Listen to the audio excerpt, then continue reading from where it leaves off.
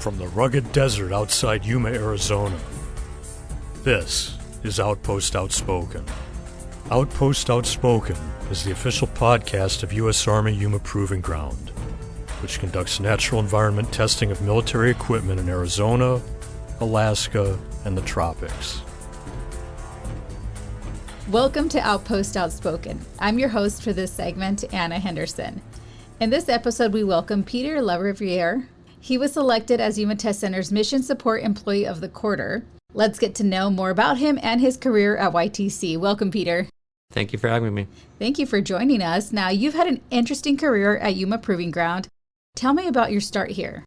I started here in 2017 as a security guard, manning the gate, checking people's ID as they came through, providing security for the base. While I was working there, I was going to school for my bachelor's degree in data analytics. So I completed my bachelor's program while working as a security guard, and then with my degree started looking for other jobs to be able to apply that in, and found a job starting out in tracks as a data collector, and then worked my way up from there, got a job as a data analyst, and then eventually got my current position as an ORSA. Did you know you wanted to stay at Yuma Proving Ground? Was that part of your career goal, or it just happened that you this is where you found jobs at? No, at the time I was open to anything. I was looking at a lot of different places outside of the government as well, but this is where I was able to find an opening at the time. Well, it's a good place to work, so we're glad you're here. As you mentioned, your career has transitioned into handling data within the engineering support branch in the instrumentation division, and you're an operation research analyst. They also call you guys ORSAs. Your work as an ORSA is what led you to be selected as the Mission Support Employee of the Quarter. Can you tell me about your role as an ORSA and their role when it comes to testing? Yeah, I think in general, an ORSA's primary role is to look over the data, quality control check, and validate that all of the data is as accurate and complete as possible as it's collected and as it's reported to test officers.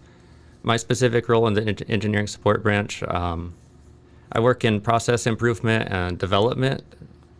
So I work on finding ways to improve the process of data transformations, how the data is collected and processed to get it into a more useful state for test officers to make decisions on. Data comes in all types of forms, especially in instrumentation. I mean, so it is numbers, it's video, it's all types of data, so that it's your job to kind of make that easier to understand. Yes, that's correct. In the instrumentation division, we collect data in all kinds of raw formats, from how it's read by a radar, as you mentioned, videos, all sorts of data. So as it's collected in, it's reduced into a more readable, human understandable format, and then statistics are collected on that and reported to test officers to make decisions on. And at YTC, we've said this before, data is our product. The DoD and industry partners come to us for accurate data on their test item. Your award mentioned you develop software applications. Can you tell me about that? Yes, I've been developing a number of software applications for the data processing branch in order to process data more efficiently, reduce it from that raw state captured by the instrument, perform those transformations on it. I write a lot of software for reading video data, processing the images, like applying image filters, detecting objects, extracting timestamps from inside the video in order to extract all of that information out, convert it into whatever we need to do with it, and then generate reports from it. The data sometimes is collected over hours and days and months. So why is it important for it to be reduced? Yeah, data reduction is definitely a very important part of it. Because for one thing, as it's collected, it's in a very raw state that's probably not understandable by humans at all. It needs to be processed and reduced into a state that can be understood, that you can look at and gain insights from it, as well as just there's a lot of information captured that maybe you don't need all of that information. Like, for example, a radar is just out there listening using radar signals to capture whatever it's able to capture, including the object of interest, as well as whatever else just happens to be out there, which is considered noise. Whatever data is captured that you're not actually interested in is called noise. So part of the data reduction process is to filter that out and reduce it to only the information actually needed. Yuma Proving Ground is leading the way when it comes to upskilling our workforce. And one way it's doing that is with the Data Literacy 101 course.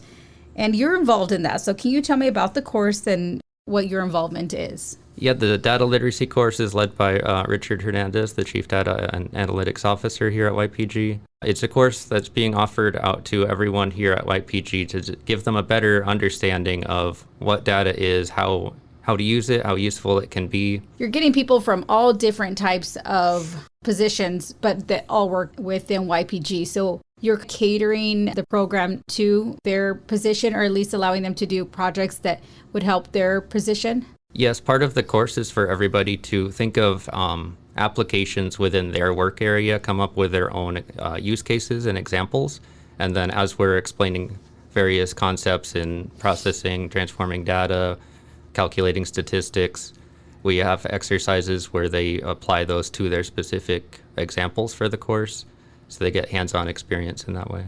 What kind of feedback have you heard either from the people taking the course or from leadership or even within your group? Because your group, everyone that's teaching the course works at YPG and is somehow affiliated with data in their everyday job. Yeah, I've heard from a few people that they really like the course and were able to get a lot out of it, that it helps them to really understand more about data. They didn't really have a great understanding of it before, and a lot of the concepts were either new to them or they just really didn't know much about it. It is a lot of information, so we don't expect them to become masters at it, but as long as they get a good basic level understanding, and then they can continue developing from there. Alrighty, Peter. Well, anything else you want to let us know about your career here at Yuma Test Center? I think we have a lot of good efforts going on right now. I work with the development team. We're developing a number of different applications. The data processing branch's development team specifically is working on a lot of cool projects. I think we're moving in a really good direction to really improve the process and make the whole data flow from collection to reporting more efficient. So I think it's really exciting. We are excited that you are bringing innovative thinking to YTC because, again, that is the future. So thank you for what you do every single day here for the Army, and thank you for your time. Thank you. Welcome back to Outpost Outspoken. I'm your host for this segment, Anna Henderson. In the studio today is Alex Villasenor. He is the Installation Emergency Manager at U.S. Army Yuma Proving Ground. Welcome, Alex. Thank you for having me. Thank you for being here. Let's start with talking about your role on post. I coordinate with internal organizations to ensure the installation is ready to handle various crises. That's a very important role, so thank you for doing that for us. September is National Preparedness Month. What's the purpose of this month?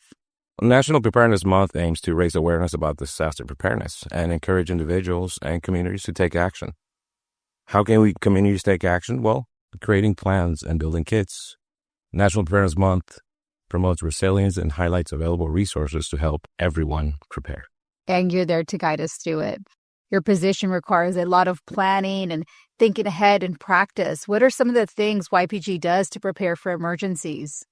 YPG prepares for emergencies through comprehensive planning, including hazard assessment, continuity plans, regular training exercises with partners, interagency collaborations, and maintaining emergency resources.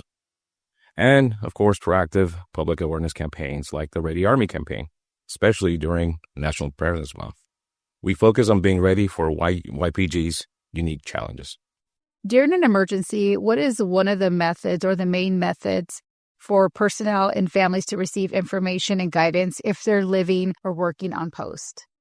During an emergency, personnel and families should monitor the giant voice system for immediate instructions and also check the alert mass warning notification system, which will provide you text, call, or email for any updates. Also refer to our public affairs office and official social media channels for information. Alex, how can someone sign up for the notifications through Alert? Well, you can do it yourself online on alerts.csd.disa.mil. Okay, thank you for that. What resources are available on post to help soldiers and families prepare for emergencies? YPG offers preparedness resources including the Ready Army campaign at ready.army.mil or the Department of Homeland Security at ready.gov, and you can also visit the Red Cross at redcross.org. And of course, your local Office of Emergency Management. In the upcoming Outpost, we will have some resources along with an article talking about emergency preparedness. Okay, well, let's give our listeners some tips that can potentially save their lives during an emergency. The main one is building a family emergency plan and creating disaster kits with 3-day supplies. That will set you up for success. After that, staying informed through official channels. And last but not least, knowing evacuation routes. Remember, preparing today is your best defense for tomorrow. All right, great advice. Well, Alex, thank you for your time today and for everything you do for the Army. Thank you for having me. This has been Outpost Outspoken. Thank you again for listening. We'll see you next time from the forefront of Army transformation.